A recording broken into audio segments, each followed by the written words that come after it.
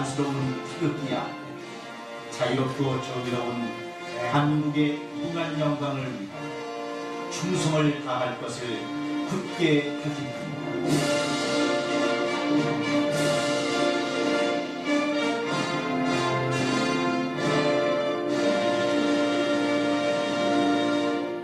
바로 이어서 애국가 제찬이 있겠습니다. 1절만 힘차게 불러주시기 바랍니다.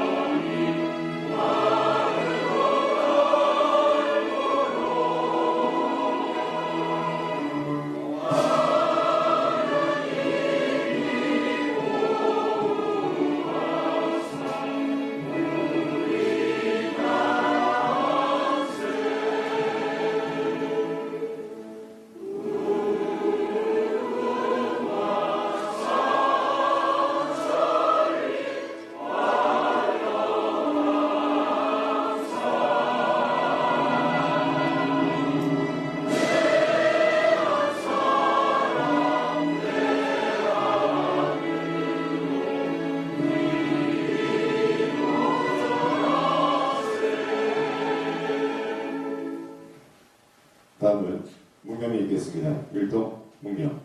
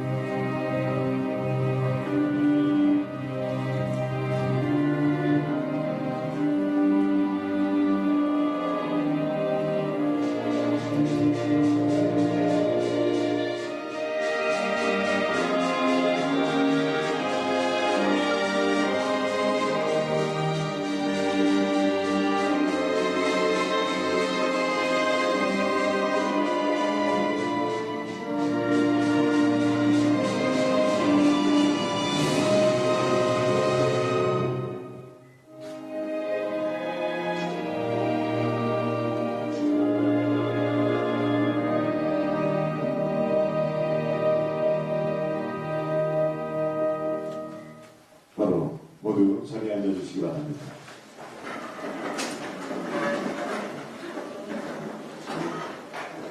계속해서 오늘 원격 각도에서 오신 정말 많은 대회 기빈께서 참석을 해주셨습니다. 바쁜 시간 되어서 참석해주신 모든 분들께 감사드리며 지금부터 한 분 한 분 소개를 드리도록 하겠습니다. 사회사를 보시면 오늘 정말 많은 선배님들께서 함께 자리하시기 때문에 주소 없이 혹은 조금 빠뜨리시는 분들이 있더라도 어른 마음으로 양해를 해주시고 사이사이에 다시 한번 소개를 드리도록 하겠습니다. 먼저 제시 출신 문재인을 좋아하는 사람들 운영진을 소개하도록 하겠습니다. 상임고문의 선선대 중앙회장을 지내신 조종석 상임고문님 자리하고 계십니다. 그래서 준비위원장에 46대 중앙회장을 지내신 강신성 준비위원장님 자리하고 계십니다. 계속해서 64대 중앙회장을 역임하신 안영학 사무총장님을 소개합니다. 그리고 운영위원을 소개하도록 하겠습니다. 54대 중앙회장 역임하신 최범진 운영위원을 소개하겠습니다. 61대 중앙회장을 역임하신 이기철 운영위원을 소개하겠습니다. 63대 중앙회장을 역임하신 김태호 운영위원을 소개하겠습니다. 역대 사무총장을 역임하신 권병학 고문을 소개하겠습니다.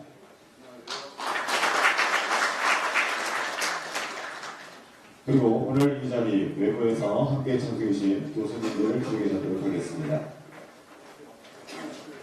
전 정보통신국제협력진흥원장이시자 전 포스대 교수이시며 더불어지식정보산업 포럼 대표이신 김선배 교수를 소개합니다. 계속해서 일과 소개해드리도록 하겠습니다. 시간 관계상 일과 소개해드리는 점 양해 부탁드리겠습니다.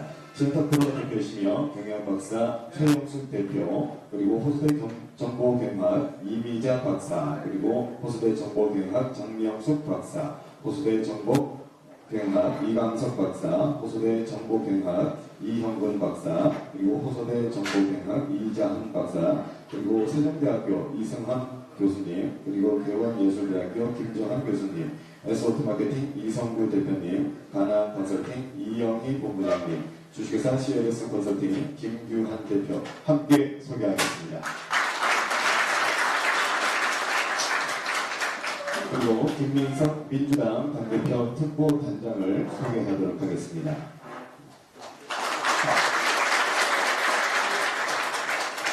자, 오늘은 전국에서 정말 많은 분들께서 자리하시면서 함께 전 현직에 있는 회장 출신의 청년 기업가들로 결성이 되어 있는 이 자리입니다. 저희가 한 분 한 분 지역에 관계없이 그리고 지층에 관계없이 소개를 드리도록 하겠습니다. 10분씩 끊어서 인사를 드리도록 하겠습니다. 역대 지구회장을 지내신 김상철 지구회장님, 그리고 역대 지구회장을 지내신 박기서 지구회장님, 그리고 상무위원을 지내신 권영순 상무위원님, 그리고 상무위원 마찬가지입니다. 안성찬 위원님, 그리고 이하기 지구회장님 함께 인사드리도록 하겠습니다.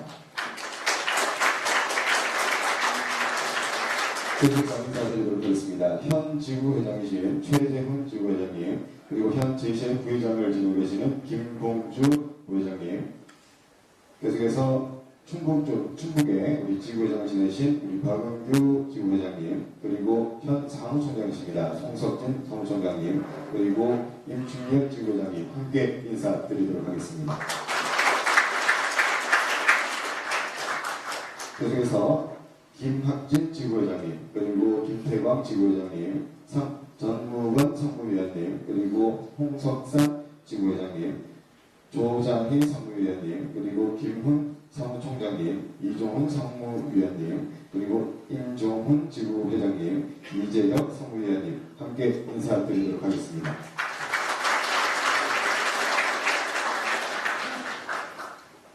계속해서 이정진 사무총장님, 김상수 지구회장님, 그리고 장유정 지구회장님, 임홍성 현 지구회장님이십니다. 그리고 김철동 우리 지구회장님 함께 인사드리도록 하겠습니다. 그래서 이준학 지구회장님, 김영삼 상무위원님, 그리고 김한주 지구회장님, 안영배 지구회장님 함께 인사드리겠습니다.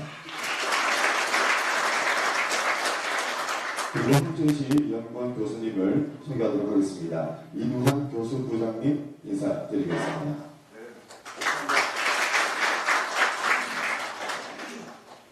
홍준시 현직에 있는 회장단을 소개하도록 하겠습니다. 김성현 부회장님, 그리고 황성현 부회장님, 그리고 임재우 간사님 함께 인사드리겠습니다.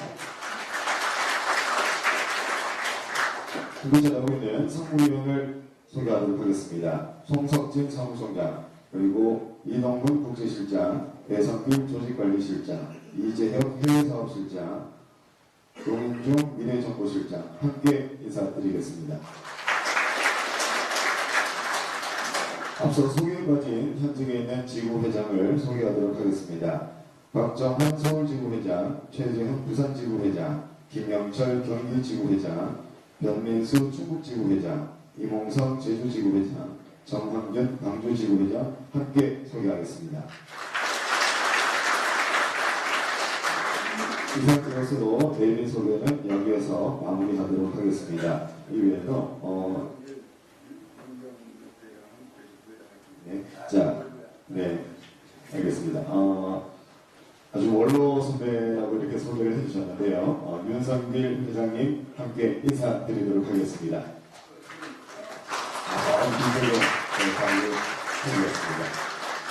잠시 후에는 문재인 전 대표께서 이렇게 입장을 하면서 다 같이 인사를 나누게 될 것입니다. 지금 여러분께서 함께 전하고 있는 모습은 페이스북에 소셜 청년 방송으로 검색을 해보시면 방송이 되도록 하겠습니다. 참고하셔서 많은 분들께 또 알려주셔도 좋은 자리가 될 수 있을 거라 생각이 듭니다.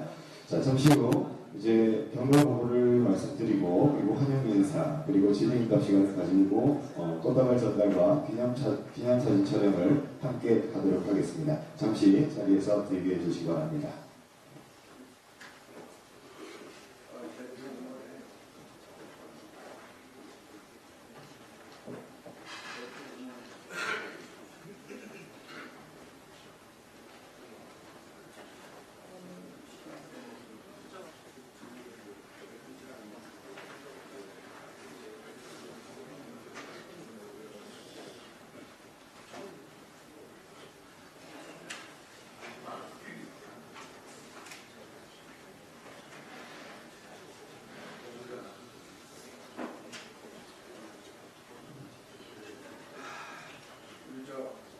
이강아 회장이라고 아주 오래전에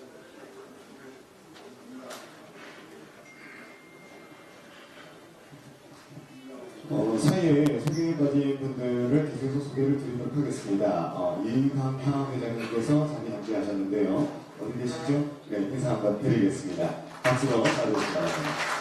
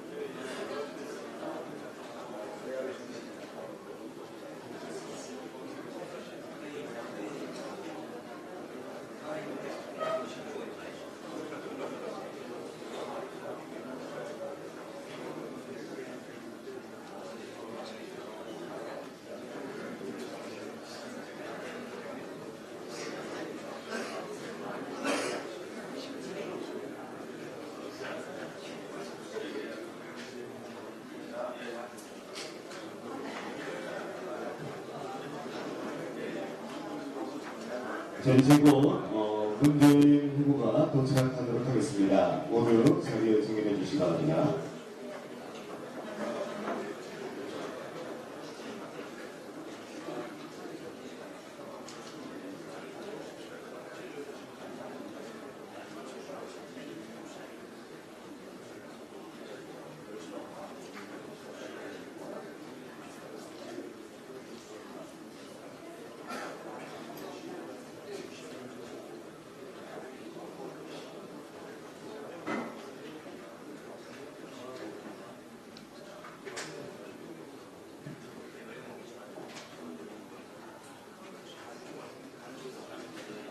이제 잠시 후 문재인 더불어민주당 전 대표께서 입장이 되면 그간의 경과 보고를 드리고 그리고 환영 인사를 나누도록 하겠습니다.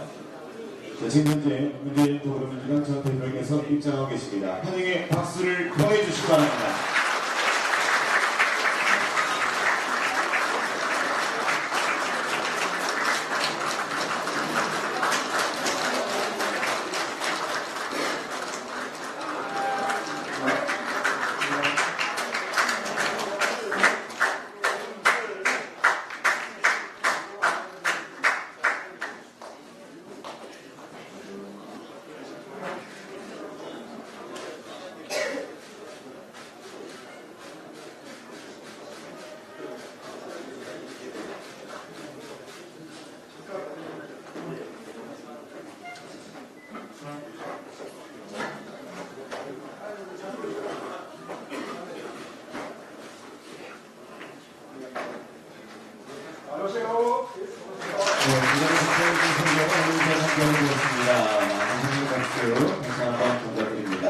자, 그러면 그간에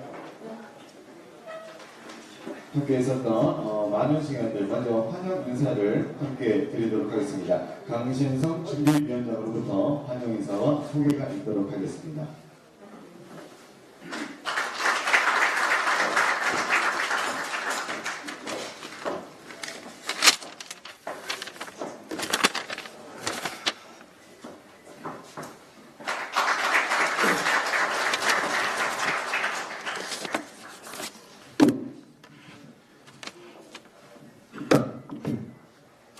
오늘 귀한 시간 함께 해주신 JC 우리 서울의 가족 여러분께 진심으로 감사의 말씀을 드리겠습니다. 이 시간 함께한 이 자리는 대한민국 청년의 미래를 책임질 JC 출신 문재인 대통령 후보님을 모시고 전국 17개 지역 본부를 두며 상임고문 1명, 고문 자문위원 약간 명과 총괄 본부장 1명, 중화장 출신 사무총장 1명, 지구장 및 상무위원 출신으로 지역본부 34명, 시군별 팀장 950명으로 구성하여 운영할 겁니다. 박근혜, 최순실 국정농단으로 잘못된 대한민국을 바로 세우며 정권 교체하는 그날까지 최선을 다하겠다는 여러분의 약속의 자리입니다. 함께해 주신 우리 전국의 JC 대표자 여러분께 진심으로 고맙다는 말씀을 드리겠습니다. 그럼 대한민국의 희망과 청년의 미래 JC 출신 문재인 대통령 후보님을 이 자리에 모시겠습니다. 여러분 뜨거운 박수로 환영해 주시기 바랍니다.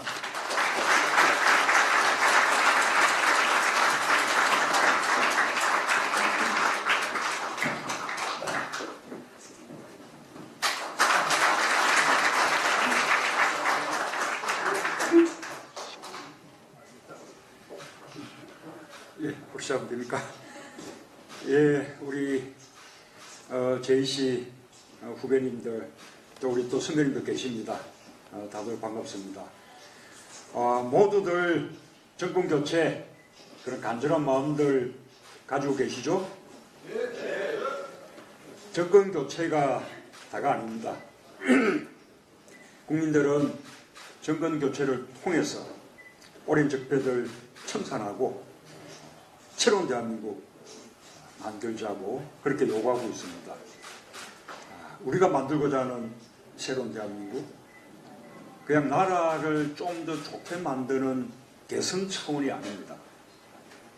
제조산업, 임진왜란 때 이순신 장께서 말씀하셨던 그것처럼 무너진 나라를 새롭게 일으키는, 그래서 대통령의 국정농단과 탄핵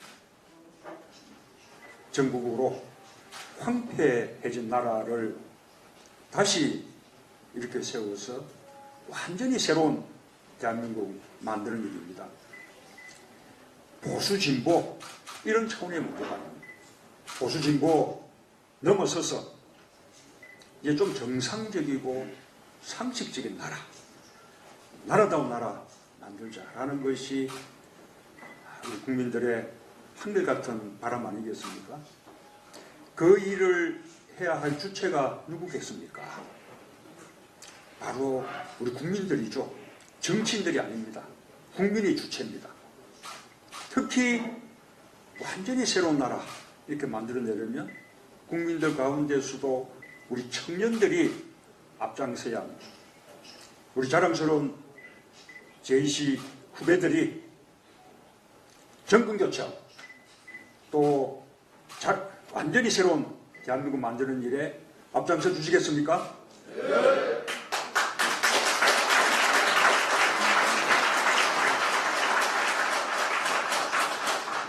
그렇게 정권교체 또 새로운 대한민국 만들어야 하는 주체가 국민들이라면 또 청년들이 또 중심되어야 한다면 그러면 후보는 뭐냐? 또 대통령은 뭐냐? 대통령은 도구입니다. 우리가 운영하는 모든 제도들 지금 탄핵 재판을 하고 있는 헌법재판소, 또 앞으로 국정을 담당하게 될 대통령, 국회 모두 다 우리 국민들을 위한 도구일 뿐입니다. 근데 그 도구가 시원찮으면 정권 교체도 어렵고 새로운 대한민국 건설도 어렵죠. 지금 우리가 대통령이라는 도구 한 사람 잘못 뽑아놓으니까 대한민국 엉망진창 되지 않습니까? 그러면 어떤 도구가 좋은 도구냐? 저는 몇 가지 선택 기준이 있다고 생각합니다. 첫째는 정권 교체, 적폐청산, 새로운 대한민국. 이 시대 정신에 누가 가장 부합하는 사람입니다. 적폐들을 다 청산해야 하는데 국민들은 이번에야말로 진상 좀 제대로 다 낱낱이 규명하고 책임 물을 사람들 책임 확실하게 묻고 그리고 적폐 청산하고 그 토대 위에서 완전히 새로운 대한민국 건설하자는 것인데, 그렇다면 누가 기득권의 저항에 굴하지 않고 또 기득권 세력들하고 타협하지 않고 제대로 나라를 바꿀 수 있는 적임자냐. 그게 첫 번째 기준이라고 생각하는데, 여러분 동의하시죠? 저는 감히 그 적임자가 정문재인이다 이렇게 자부하는데, 여러분 동의하십니까? 예, 요즘 문재인 연호하면 저 뭡니까 선거에 걸린답니다. 고구마 이런 거 연호해도 안 됩니다. 그 두 번째로는 누가 가장 잘 준비되어 있냐. 선한 의지만 갖고 있어서는 안 됩니다. 의지만 가지고 준비 없이 할 수 있는 일이 아닙니다. 준비된 대통령은 늘 중요하죠. 언제나 중요합니다. 그러나 특히 이번에는 이 탄핵 정국의 혼란 속에서 두 달이라는 짧은 대선, 그리고 인수위 과정 없이 당선되는 그 순간부터 곧바로 대통령 직무 시작해야 돼요.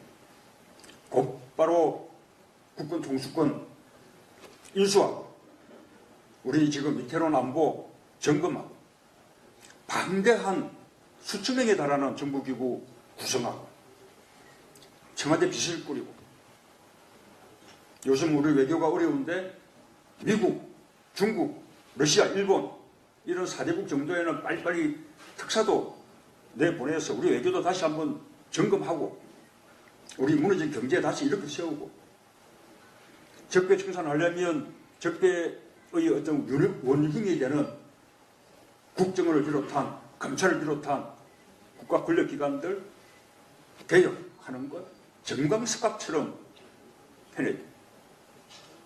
준비되어 있지 못하면 감당하지 못합니다.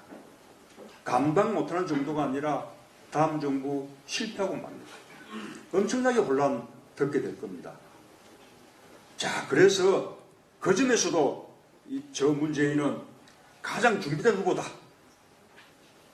가장 준비된 도구다. 그렇게 자부하는데 동의해 주시겠습니까?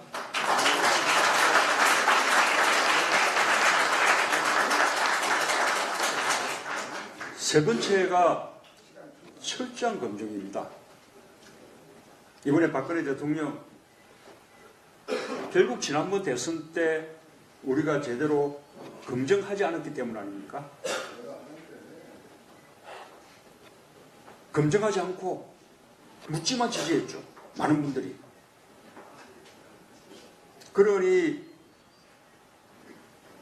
알고 보니 도덕성도 끊었고 국가관도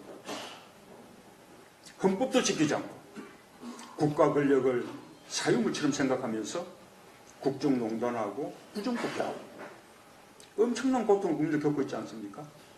그래서 이번에야말로 도덕성, 소통 능력, 정책 역량, 또 아까 시대 정신에 대한 책임 여부를 판단한 것까지 제대로 검증된 그런 대통령 뽑아야 되는데 지금 여야 간에 여러 후보들이 논의되고 있지만 아직 다 제대로 검증되지 않았죠. 딱 한 사람 유일하게 검증이 끝난 후보 누굽니까? 예, 그렇게 다들 동의하시죠?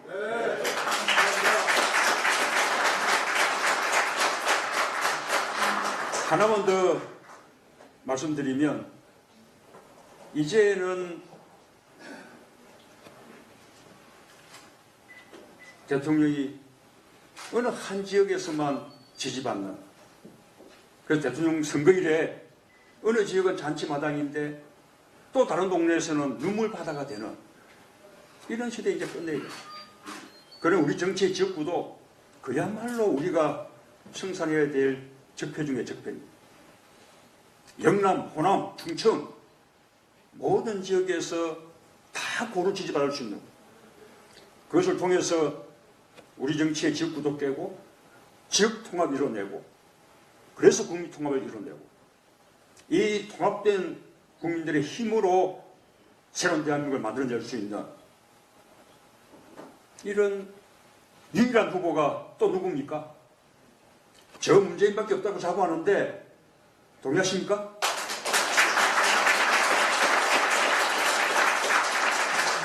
자, 우리 대시 자랑스러운 후배 여러분, 이렇게 여러모로 가장 적임인 도구, 저 문재인과 함께 정권 교체하고 또 새로운 대한민국 만드는 일 우리 함께 가주시겠습니까? 네, 고맙습니다. 존경합니다. 사랑합니다. 네, 감사합니다. 정말 재미있는 말씀 분들이 잘 들으셨고요. 그러면 여기에 관해 또 질문 사항들이 또 생길 것 같습니다. 그래서 질의응답을 몇 가지 좀 받도록 하겠습니다. 한 4분 정도, 한 3분, 4분 정도 모셔서 질의를 받도록 하겠습니다. 혹시 원하시는 분 계시면 손을 들어서 말씀해 주시기 바랍니다. 네, 최지훈 부산지구 회장님께서 먼저 질의를 드리도록 하겠습니다. 네, 반갑습니다. 부산지구 지구회장 최재훈입니다. 먼저 우리 부산지구 출신 우리 문재인 선배님 큰 대업에 이제 좋은 영광이 있기를 응원드리겠습니다. 질의 하나 드리겠습니다. 대한민국 경제 자체가 많이 어렵다고들 합니다. 부산 경남도 피해갈 수 없는 상황이고요. 지금 또 얼마 전에 우리 또 한지대운 정말 굴지의 대기업인데 이렇게 좀 안 좋은 상황으로 가다 보니까 부산 경남 보니까 안 좋아진 것 같습니다. 이에 대한 혹시 대책이 있으신지 질의드리겠습니다. 네, 좋은 말씀 고맙습니다. 계속해서 1번 질의를 받고 일괄 답변을 예. 드리겠습니다. 네, 그렇게 하도록 하겠습니다. 자, 또 다른 질의 있으시면 말씀해 주시기 바랍니다. 네, 이정진 전 사무총장님께서 말씀드리겠습니다. 과거도 방송 출신이고 작년 한국 사무총장님입니다. 네, 제가 드리겠습니다. 지금 우리 대표님께서는 만약에 당선되시면 가장 먼저 북한을 방문하시겠다는 그 언론보도를 소개를 많이 나왔는데 정말 그렇지 않시고 여기서 명확한 북한을 답변을 부탁드리고요. 네, 당선이 되시면 네, 한국제시 회원들 청와대를 꼭 축하해 주시기 바랍니다.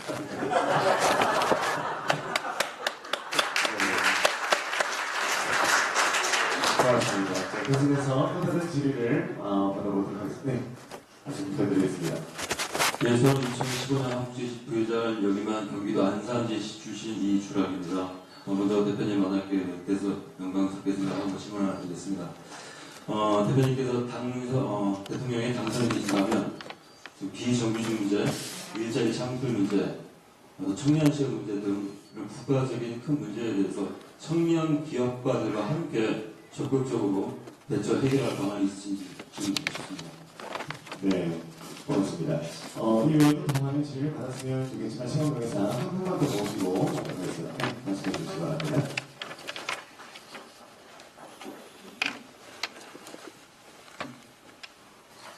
예, 중소기업 중앙회 노랑한국 산사업본부장 강인태입니다. 예, 항상 우리 정부에서 여쭤보고 계시는 문재인 후보님께 우리 소상공인에 대한 질문 하나 드리겠습니다. 그 국세청 통계 연도에 따르면 우리나라의 소상공인 업체 수가 550만 개에 달하지만 근로자 임금의 70% 수준의 그 소득을 취하고 있습니다. 그래서 한 달에 187만 원 정도의 소득을 유지하고 있고, 또 창업을 했음에도 5년 이내에 폐업하는 소상공인 업체가 70%에 이르고 있습니다. 이 정도로 엄청 어려운 환경에서 사업을 영위하고 있고, 또한 1인 자영업자의 경우 산재보험률이 2.2%, 또 고용보험의 가입률이 0.5%이렇게 되지 않아서 이분들이 사업을 영위하다가 사고가 난다든지 또 질병으로 인해서 입원을 하게 되면 바로 폐업으로 이어지고, 이 폐업은 또 당장 생계비를 걱정하는 이런 어려움을 초래하고 있습니다. 따라서 이렇게 어려움을 겪고 있는 이 소상공인에 대해서 사회 안전망을 갖출 수 있는 어떤 대책을 갖고 계신지 묻고 싶습니다. 네, 고맙습니다. 자, 이렇게 해서 네 분의 질의를 받았습니다. 그 외에도 더 많은 질의가 있으시겠지만, 지금 여기서 답변 다 드리기가 시간 관계상 어렵기 때문에 여기서 간단하게 네 분께 답변을 드리도록 하겠습니다. 시간 좀 짧았는데요. 예.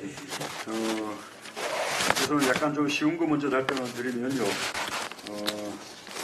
당선되면 북한 먼저 방문한다. 뭐 이렇게 말하는 것이 아니고, 우리가 가장 중요한 것이 북핵 문제를 해결하는 거죠. 북핵 문제 해결에 도움이 된다면 미국과 긴밀히 협의해서 북한도 먼저 갈 수 있다. 이렇게 답한 거죠. 정확한 팩트를 하시기 바라고요. 저는 북한 먼저 가냐 미국 먼저 가냐, 이제는 이렇게 질문하는 시대가 끝내야 되지 않을까 싶습니다. 그것이 마치 사상 검증처럼 우리 국익이 최고죠. 우리 국익에 도움이 된다면 미국이든 북한이든 러시아든 일본이든 어디든지 갈 수 있고 또 누구든 만나야 하는 것입니다. 그래서 아까 북한 먼저 간다, 이것은 사실이 아니다. 그리고 오히려 개처럼 생각하는 것이 그것이 정상적이고 우리가 취해야 될 태도다라고 다시 한번 강조드리고 싶고요. 우리 지금 선배님, 지금까지 우리 제시 출신 대통령 있었습니까? 그러면 제가 당선되면 처음으로 제시 출신 대통령이 되는 셈이니까 청와대에서 제시 통양 할까요?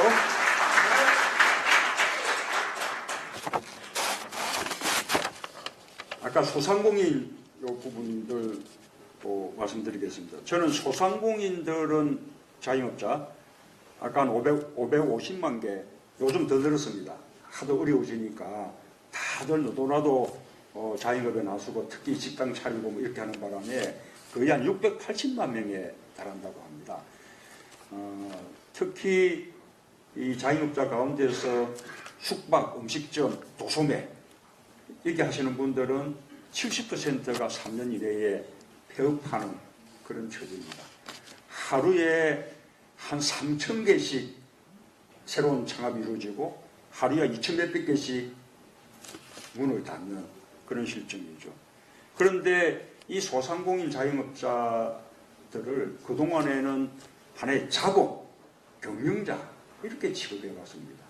근데 실제로 소상공인이나 자영업자 가운데 중층 또 하층 소상공인 자영업자들은 소득이 직장에 다니는 노동자들 소득보다 훨씬 못합니다. 평균 소득이 거의 140만 원 이런 수준이거든요. 그래서 이제는 소상공인들을, 자영업자들을 노동하고 다르게 보면 안 됩니다. 어찌 보면 자기 고용 노동자죠. 자기 노력해서 자기 임금 자기가 벌어서 사는 그런 사람들 아닙니까? 자기 고용 노동자. 그런데 노동자들은 다치면 산재보험, 또 실직하면 실업보험, 이런 사회 안전망이 충분하진 않지만 그래도 나름대로 구축이 되어 있는데 자영업자들은 그것이 없습니다. 다쳐도 자기 부담, 실직해도 자기 부담. 그래서 이제는 소상공인과 자영업자에 대해서도 노동자들처럼 확실하게 사회 안전망을 갖춰줄 필요가 있습니다. 산재보험 가입할 수 있게 하고 고용보험 다들 가입할 수 있게 하고, 그리고 또 한편으로는 노동자들은 노동조합이라는 이런 단결권을 통해서 자신들의 권익을 지켜내지 않습니까? 소상공인이나 자영업자들도 다양한 단체를 통해서 도서권을 행사합니다. 그런 것이 필요하다고 봅니다. 예를 들면 가맹점 단체, 대리점 협회 이런 게 상대 사업자 단체하고 도서권을 가집니다. 저는 우리 더불어민주당 을지로위원회가 을들을 위해서 많은 활약을 한 거 잘 아실 겁니다. 그것을 정부 차원으로 확대해서 범정부 차원의 을지로위원회를 만들어야 된다고 봅니다. 그렇게 해서 정말로 대기업의 형포에 억눌리지 않도록, 억압받지 않도록 우리 이제 을들을 지켜줘야 하는데 그런 범정부 차원의 을지로위원회하고도 당당하게 교섭할 수 있는 그렇게 해서 소상공인과 자영업자들이 자신의 권익을 스스로 지켜내게 할 수 있는 그런 제도까지 나아가겠습니다.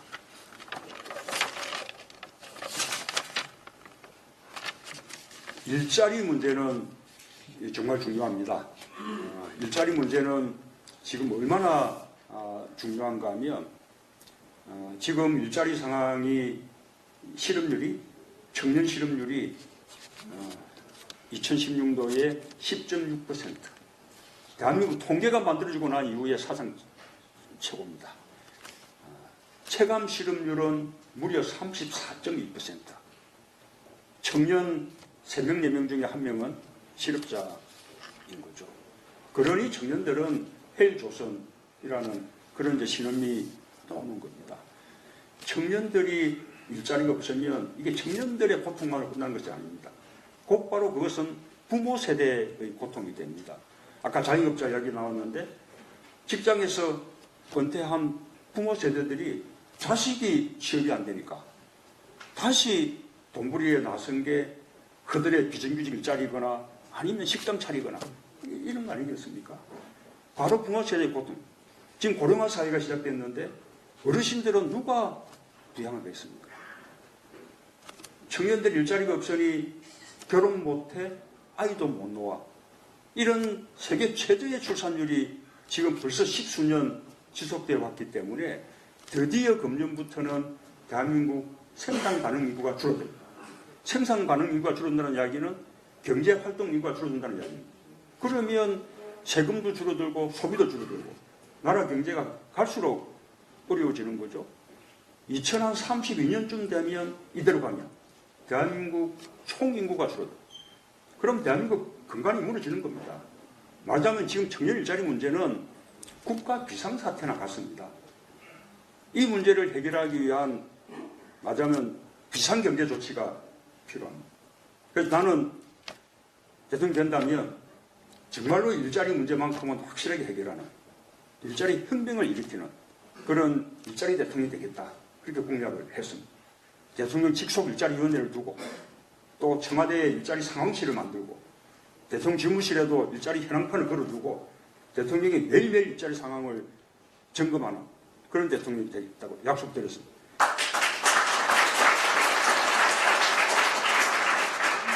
제가 정책 수단으로 특별히 강조하는 것은 두 가지입니다. 우리가 기업으로 하여금 많은 일자리 만들게 하고 또 벤처, 창업, 스타트업 더 활성화시키고 또 4차 산업혁명 제대로 이렇게 잘 준비해서 일자리 많이 만들게 하고 당연히 해야 되는 일들이죠.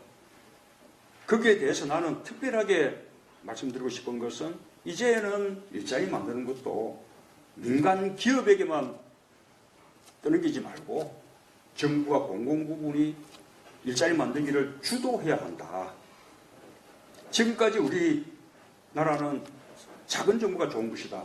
이런 미신에 사로잡혀서 복지에 대한 서비스, 국민 안전에 대한 요구 이런 것들은 훨씬 높아졌는데 그런 안전을 담당할 그런 공무원이나 공공서비스 종사자들 또 복지를 담당할 공공서비스 종사자들 이런 것은 꽁꽁 묶어 지방정부도 묶어두어서 지방정부 차원에서 뭐를 제대로 해보려고 그래도 인원을 늘리지를 못합니다.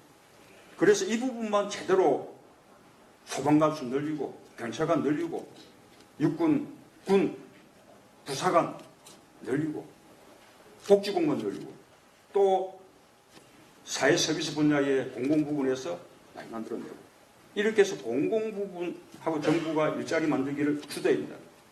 또 한 가지는 노동시간 단축입니다.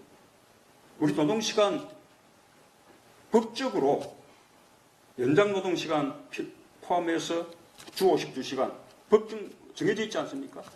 그 법적인 노동법대로만 이렇게 지켜내면 그것만 가지고도 한 20만 개짜리 만들어집니다. 거기다가 휴일, 휴가 제대로 사용하면 또 한 3천만 개 더 만들어집니다.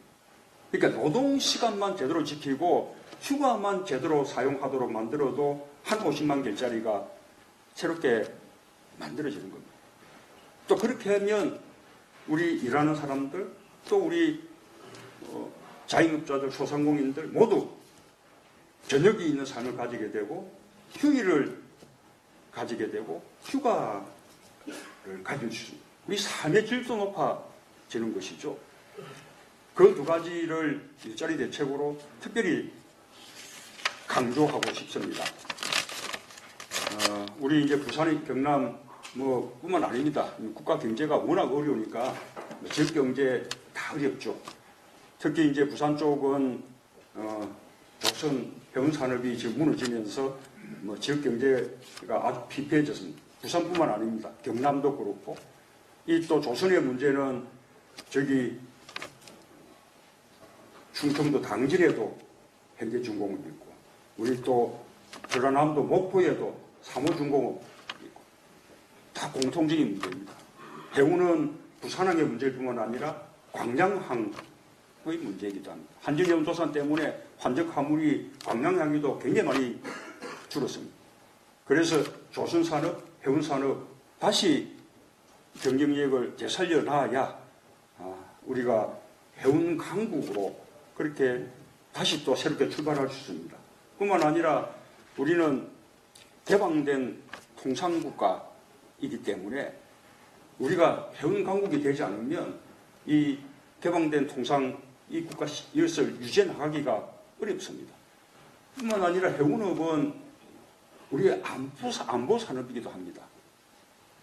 남북 간에 무슨 군사적 충돌이라도 생기게 되면 우리 꼭 해군이 보유한 그 함선만 가지고 해결하지 못합니다.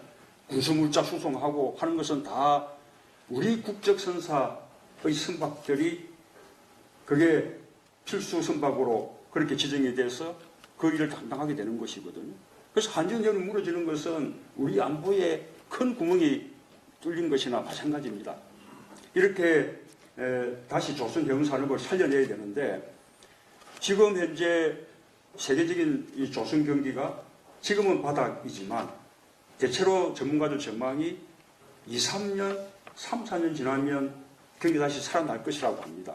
왜냐하면 지금 해운에 대해서도 환경 기준이 아주 강화가 돼서 이제는 LNG를 연료로 사용하는 그런 선박으로 전반적으로 다 교체돼 나가야 되고 그동안 조선 산업이 무너지면서 제대로 교체되지 못했던 노선박들 다시 또 교체하게 되면 2, 3년 정도 후에는 세계적인 조선 경기가 살아날 것이라고 합니다.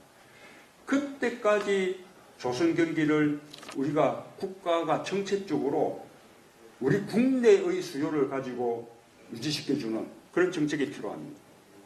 우리 해군, 해경, 또 해수부의 업 지도선 이렇게 비롯한 많은 공공선박들이 있죠. 우리가 조선 강국인데 비하면 굉장히 부실하지 않습니까? 이런 공공선박을 대폭 늘리고 해운어세가 보유하고 있는 노선박들을 또 신조선으로 교체해내고 또 우리가 해상에 대규모 풍력 발전단지를 조성하면 그것이 해양 프렌트 산업에 대한 국내 수요를 창출하는 길도 되죠. 그런 식으로 이 어려운 기간 동안에 국가가 수요를 만들어내서 조선 산업을 버틸 수 있게 해주는 이런 정책들이 필요한데 지금 중국은 그렇게 하고 있거든요. 일본도 그렇게 하고 있어요. 그런데 대한민국은 지금 그 일에 등한시하는 바람에 지금 조선 산업이 속수무책으로 이렇게 어려움을 겪고 있는 거죠. 또 하나 더해서 말씀드리자면 지난번 대선 때 전하 박근혜 후보가 똑같이 선박금융공사 설립을 공약했습니다. 왜냐하면 우리 중소조선사들이 수주를 해도 그에 대한 금융보증이 있어야 되는데 금융보증을 해주는 곳이 없으니까 수주를 해도 일감을 놓치게 하는 그런 결과가 됩니다. 그래서 이제는 저는 그때 했던 공약을 더 발전시켜서